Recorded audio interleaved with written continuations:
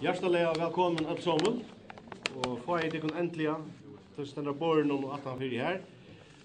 Og jeg atler jeg sier noen år i samband med den store dagen til Ola P. Første fyr, Vita Sosialen, kom i samband med Ola Pedersen, var i 1904. Torfe Smith, en av undangående mannen 18-4 menneskene av Sosialen, og underridet jeg hadde vært i Danmark for å få uiblåstor fra bløven her, hvordan du kunne menna en av føreskavvis, og mittel mange gode røyene vi finko, var å knyta en teknare av blænen.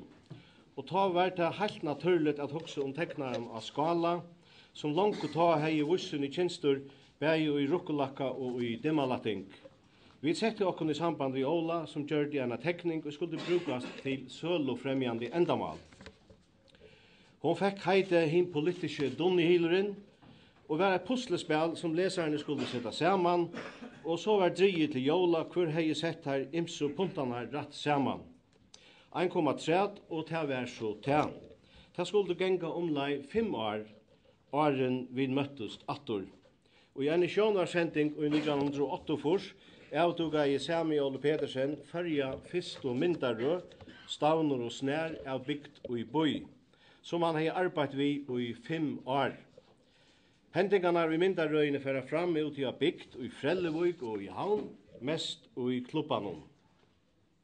Jeg var en av teimon heppno som så hessa sending, tog i endanon av sendingene sier Ole Petersen at yngst i okkur ble a prenta myndarøyene, så var det velkommen å venda seg til søgn. Blei så hodtidgen av hessa mannen som jeg ikke ta kjente personlige, at jeg alt fyrir jeg ringte til hansara, Bløye og kylaga og teknaren av skala sier mer at jeg var han første som spurte om teknerøyene, og sosialene skulle få henne for henne avvisa opphatt. Det var ikke just godnomstøyer i føreskap blæheimen ta, og tog kom prøyseren av sindur idla vi, tog at jeg visste at her lå nekver arbeidstøymer 18-4. Men jeg var oppsetter på at sosialeren skulle hava hessa myndarøyene, tog hetta var nekka nytt og forvittenslitt.